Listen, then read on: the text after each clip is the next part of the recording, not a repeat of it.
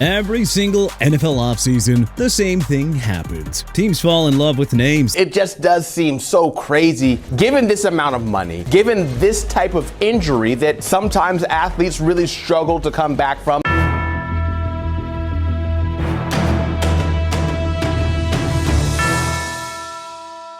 We're going to break all of it down. The 5 best value deals of the 2026 NFL offseason and the 5 biggest ripoffs. Value, Kyler Murray, QB, Minnesota Vikings. While Kyler Murray's stock is just about as low as it's ever been, the Vikings still have to be thanking their lucky stars that they're able to bring in the former first overall pick, given the price tag that they got him at. 1 year on the veteran minimum. That is what the Vikings paid to bring in a former top overall pick, a dual-threat quarterback, and a much-needed insurance policy to avoid spending another full season watching J.J. McCarthy look lost behind center. The Cardinals released Murray after he landed on injured reserve with a foot injury last November. But because his contract still had fully guaranteed money left on it, Arizona doesn't get to just walk away from that obligation. The Cardinals are still on the hook for the bulk of his contract, so Minnesota was able to scoop him up for literal pennies on the dollar.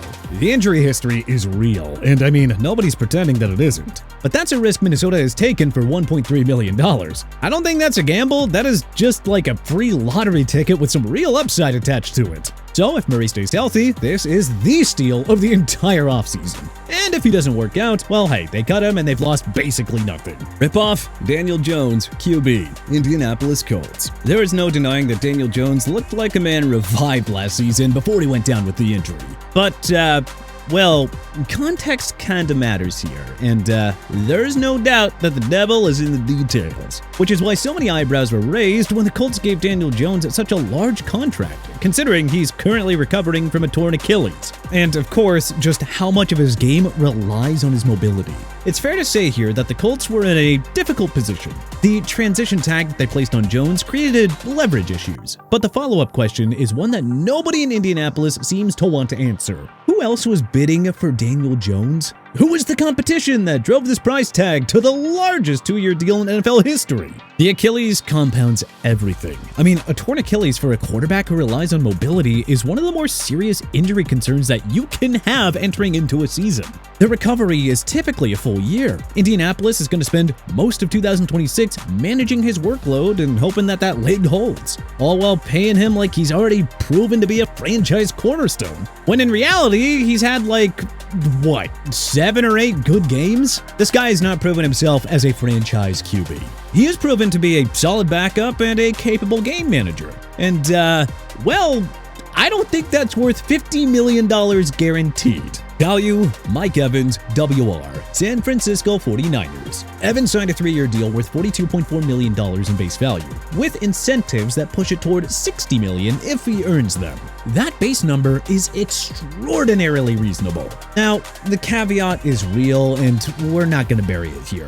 I mean, last season, Evans dealt with hamstring and collarbone injuries and played just 8 games. The guy turns 33 in August. There's a version of this deal where the injuries have piled up, and the Evans that San Francisco is getting is not the Evans who dominated for over a decade in Tampa Bay.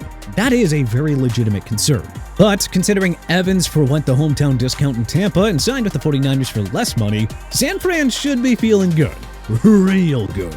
Ripoff, Kenneth Walker III, RB, Kansas City Chiefs. The Chiefs needed a running back. Here's the problem though. 3 years, $43 million is kind of buy-high territory on a running back who just had the biggest stretch of his career and its money committed to the one position in football where value craters the fastest. Don't get us wrong, Walker is explosive when he's on, but consistency has been a bit of an issue throughout his career, and the Chiefs are now paying him like he's the version that dominated the playoff stretch rather than the guy who disappears for 4-game stretches during the regular season. Not to mention, running back contracts at this price almost never age well. And in Kansas City specifically, the offensive line is going to make whoever takes handoffs look better than they actually are. They probably could have found competent production at the position for significantly less money and just allocated those resources somewhere else. Value, Kelby Bryant, safety, Chicago Bears. This one does not have the flash of some of the other moves that this offseason has had, but hey, it's exactly the kind of signing that builds a real defense. 3 years, $40 million for Kelby Bryant, coming off a Super Bowl run in Seattle. The Bears had both of their starting safeties from last season hit free agency, which left a significant hole at the back end of a defense that was already trying to find its identity. They needed a real answer. And Bryant is a real answer. Here's what the tape says. Bryant played a pure deep safety role in Seattle last season, lining up at the position on 94% of his snaps, which was third most among all safeties in the league. His on-ball production was outstanding, and he just now is starting to really enter his prime years. I think it's fair to say that it's hard to separate what Bryant did individually from the benefit of playing in a well-organized Seattle system around elite teammates. And that's gonna be the real question here. But I mean, at $13.3 million per year, the Bears aren't paying for certainty. Rather, they're paying for a high-probability outcome at a reasonable price for the position. Chicago's defense needed a cornerstone at safety.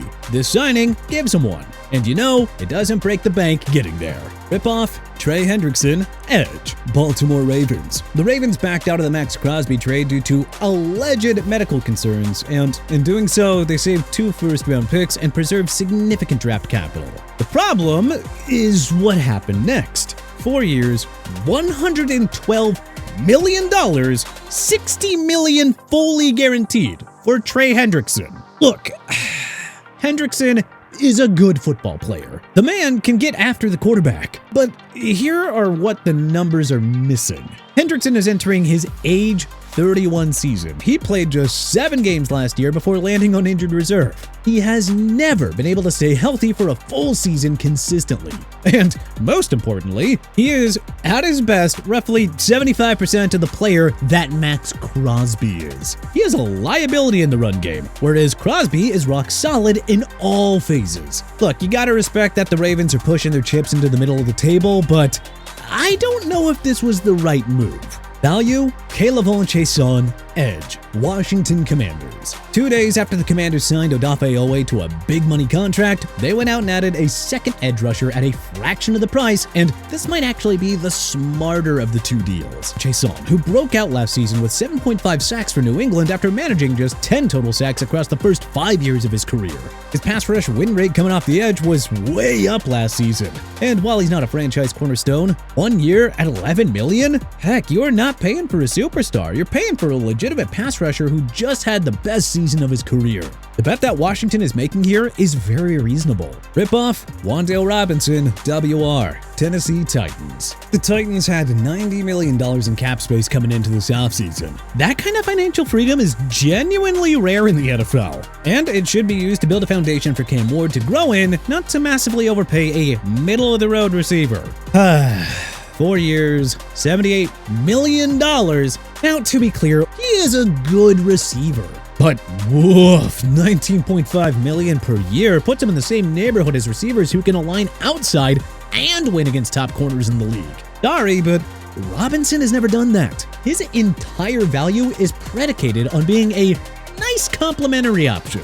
A couple of big plays here and there, but he's never had to be the guy. That's like, I don't know, a 10 or 12 million per year player, not 19.5 million. Look, I get that Tennessee was looking for a wideout to help facilitate Ward's growth, but I don't know if this was the move. Value, Jamel Dean, CB, Pittsburgh Steelers. 3 years, $36.75 million with $12 million guaranteed for a cornerback who led the entire NFL in coverage DVOA last season. Now, the honest caveat here is that quarterback statistics are, notoriously inconsistent year to year. But regardless, Pittsburgh needed cornerback help, and they got the best available option at a number that doesn't crush their cap flexibility moving forward. Rip-off, Michael Pittman Jr., WR, Pittsburgh Steelers. Picking up Pittman via trade for essentially a late-round pick swap was smart roster management. The extension, though, that's a different conversation. I mean, 3 years, $59 million for a receiver who's coming off a down year? Can he handle volume? Can he win on the outside against top corners consistently? Can he be the guy teams game plan for? In Pittsburgh, he's going to be asked to step into that role, and the Steelers paid him like the answer is already yes. The trade itself? Smart. The extension at $19.6 million per year for an unproven number 1. Yeah, that's the part that makes you pause. But hey, which do you think has been the best value deal so far this offseason? Which has been the worst? What do you think we're right on? What do you think we're wrong about? Was there anyone that we may have missed here? Let us know in the comment section below.